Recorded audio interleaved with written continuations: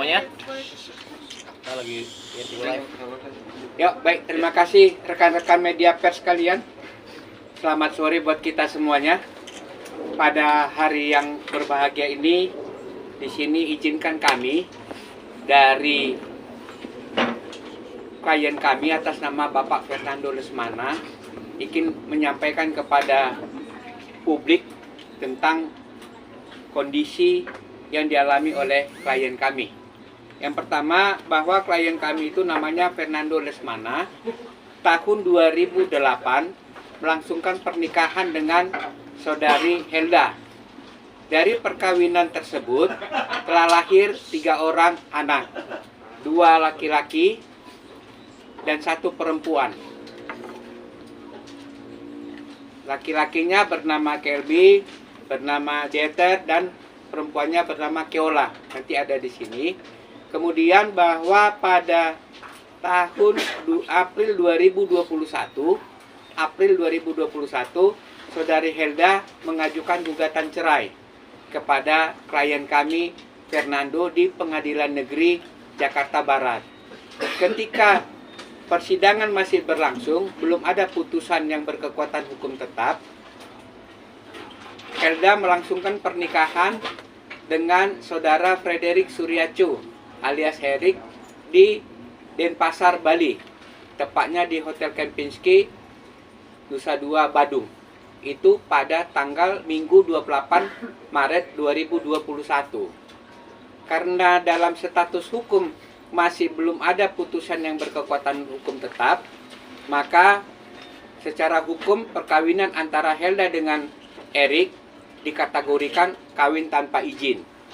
Oleh sebab itu, saya mendampingi Bapak Fernando Lesmana membuat laporan pengaduan pada Polresta Denpasar tanggal 28 Maret 2021, tepatnya hari Minggu siang.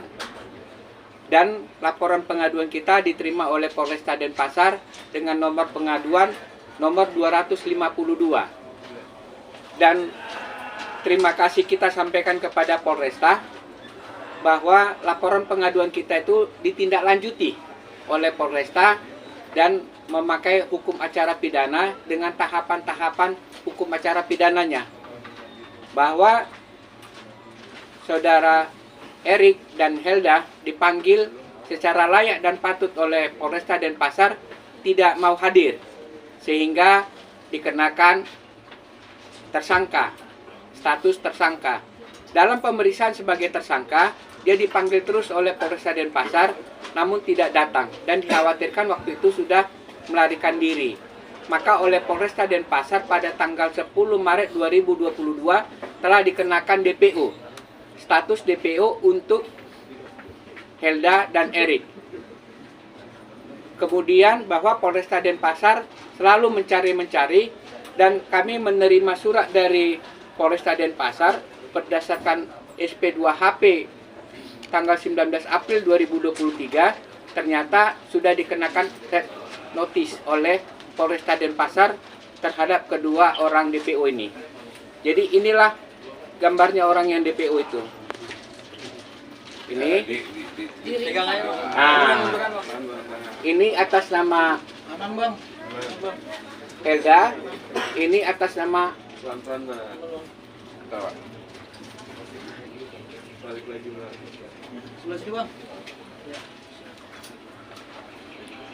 nanti kita bagi, Bang. Sini, Bang. Agak turun, Bang. Oh. Inilah DPU-nya. Nanti kita sama-sama bisa mengeceknya diulang di Polresta Denpasar. Jadi kemudian ini karena statusnya ini adalah status DPO, kemudian kita iseng-iseng lihat Instagramnya artis kita, diva kita, Krisdayanti. Di dalam Instagramnya Krisdayanti ternyata tanggal 24 Mei ini akan diadakan konser di Singapura dengan promotornya PT Berkat Entertain Production. Inilah kita cari. Inilah promotor utamanya. promotornya berkat ini. Bentar, Pak.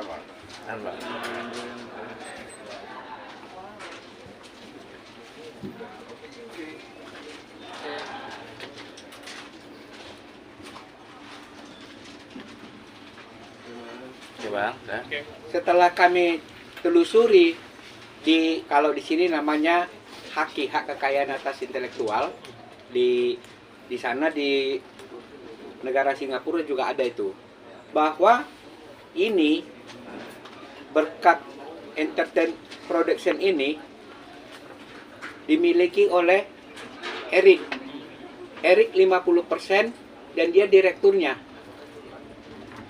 Nah, Eric 50% dan dia direkturnya.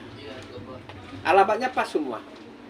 Dan Helda 25% dan dia komisarisnya. Itulah posisinya. Jadi pada kesempatan ini kami sudah menyurati sama Ibu Krisdayanti. Kebetulan beliau kan anggota DPR RI ya. Nah, karena kami tidak tahu alamatnya di mana terlalu 3 rumahnya, kami sudah melayangkan surat ini ke DPR RI.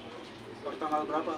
Surat ini kami masukkan tadi 8 Mei ke persuratan di Sekretariat Jenderal. Di Sekretariat Jenderal di persuratan. Dan mereka berjanji akan menyerahkan langsung kepada Ibu Krisdayantinya, KD-nya. Di samping itu, bahwa sesuai dengan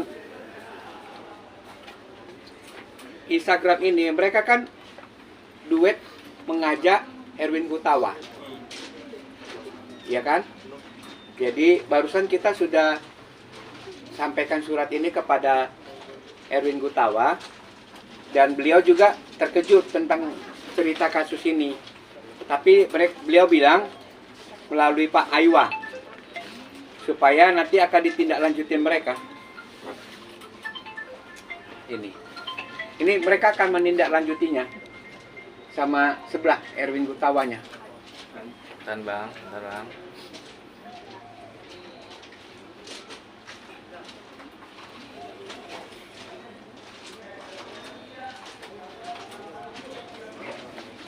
Sebelah kanan, Bang.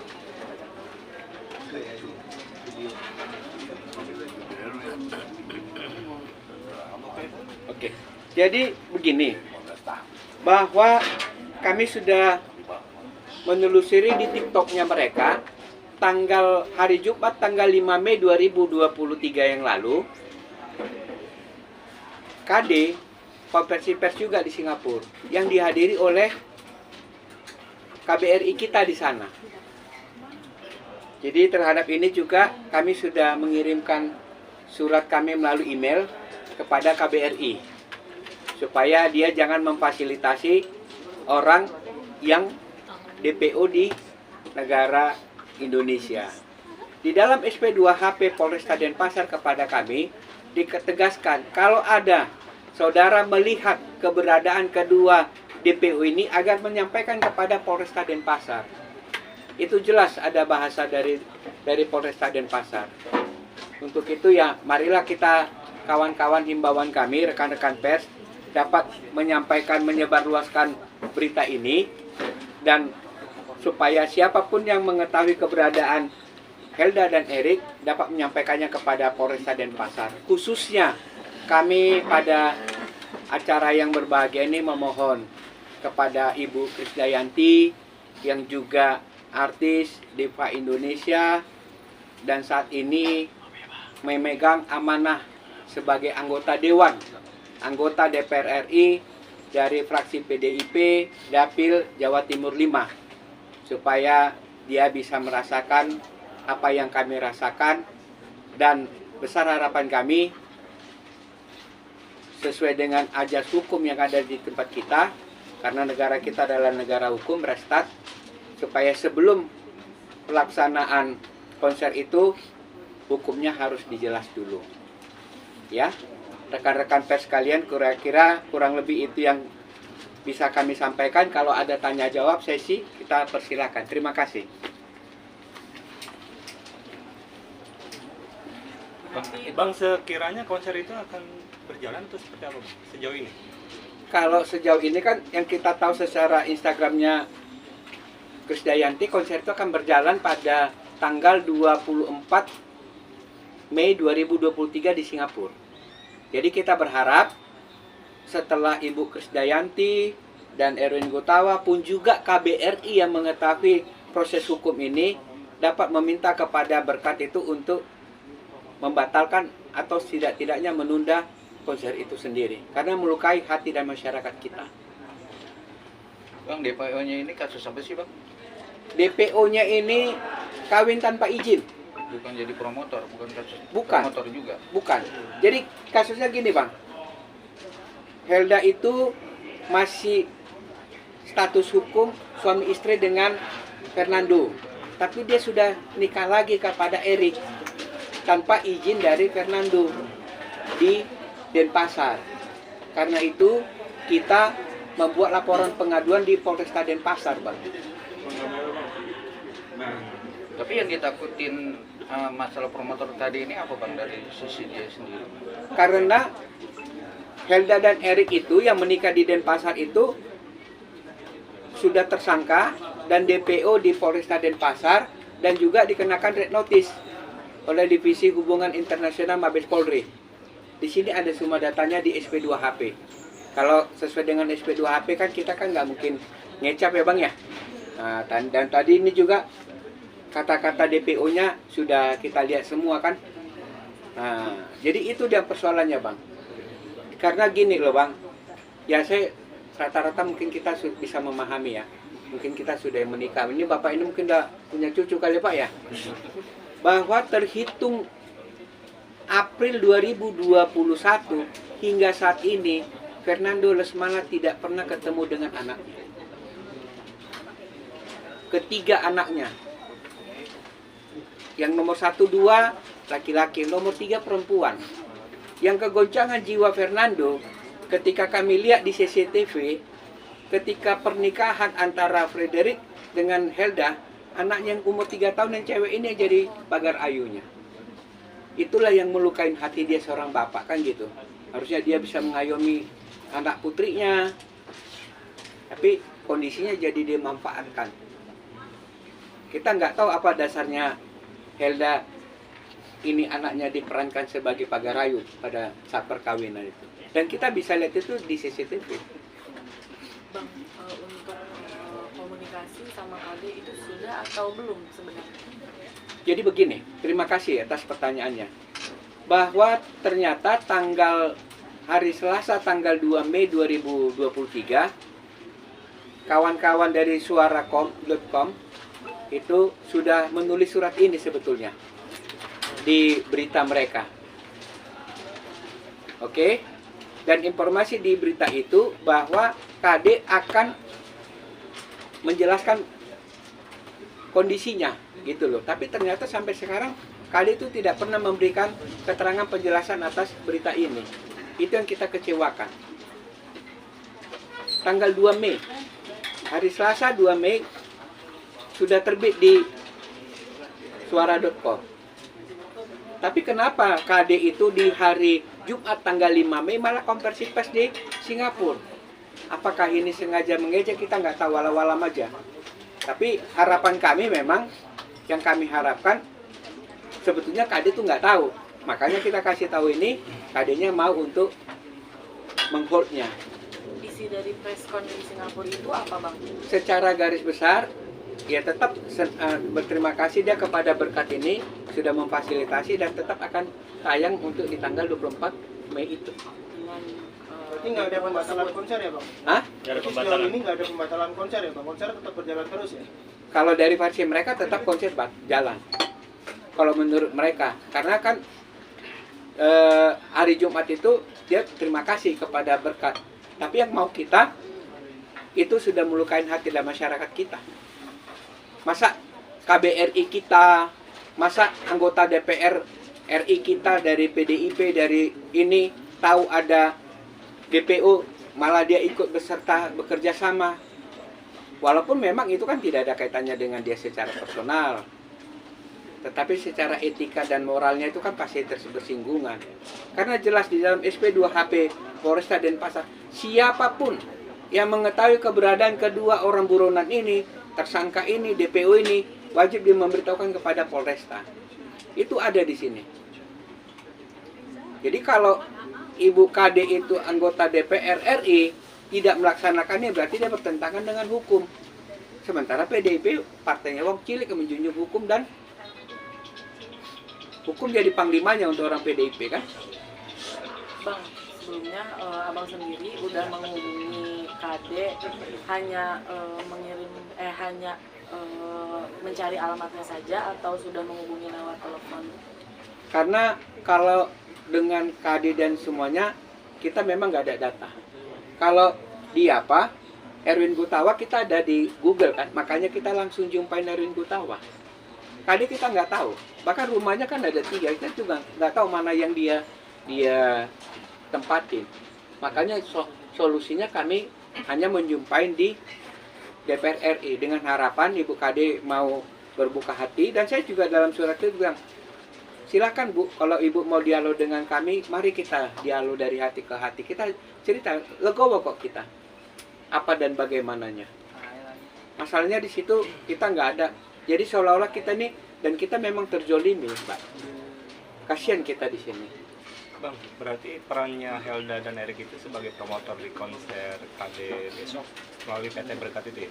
Iya, melalui Berkat Entertainment Production. Bang, kalau boleh tahu PT Berkat itu apa? Sudah berdiri kapan Bang? Kantong tahu gak menyusurin sempat ya? Kalau terima kasih. Kalau di sini itu Maret 2023. Maret 2023 ini. Berdirinya. Iya. Ini datanya dari data Menkumhamnya Singapura ini.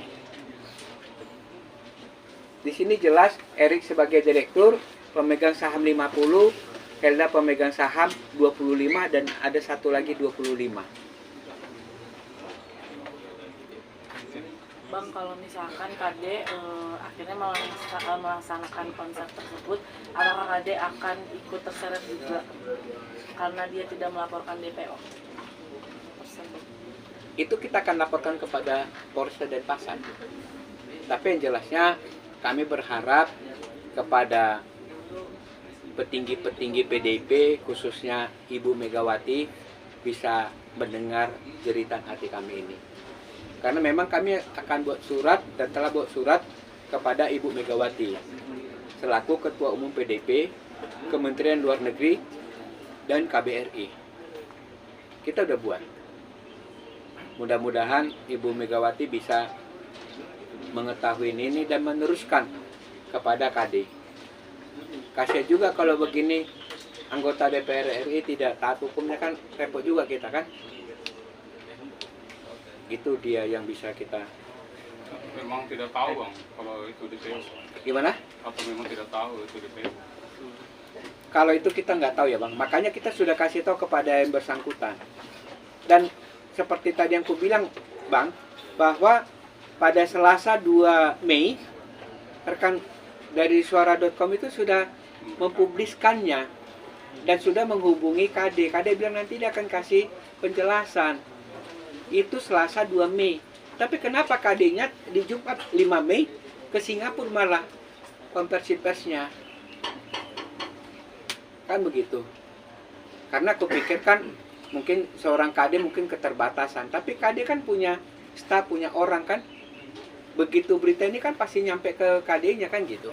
Walaupun KD-nya nggak baca, dia pasti tak nyampe lah. Apalagi di zaman IT sekarang ya. Pasti nyampe sama KD-nya. Itu aja harapan kami, Ibu KD yang terhormat, anggota Dewan bisa mendengar jeritan hati kami dan bisa minimal menunda atau membatalkan konser itu karena melukai hati dan masyarakat kita. Bang, untuk masalah ini udah masuk ke LP belum? Apa? Masuk ke laporan apa? Laporan mana Bang? Ke Denpasar. Yang mananya? Ini untuk masalah ini. Sudah kita sampaikan. Atas nama saya Bang. Fernando Lesmana. Laporannya. Iya. Dan itu oleh Kapolres bilang ini akan ditindaklanjuti karena red notice sudah dibuat. Red notice sudah dibuat ke Divisi Hubungan Internasional Mabes Polri kepada keduanya itu, dan tetap dilanjuti oleh Polresta Denpasar. Makanya itu Polresta Denpasar dalam SP2HP-nya meminta kepada siapapun yang mengetahui keberadaan dari kedua DPO ini untuk menyampaikannya kepada Polresta Denpasar. Harusnya kan ada pencekalan.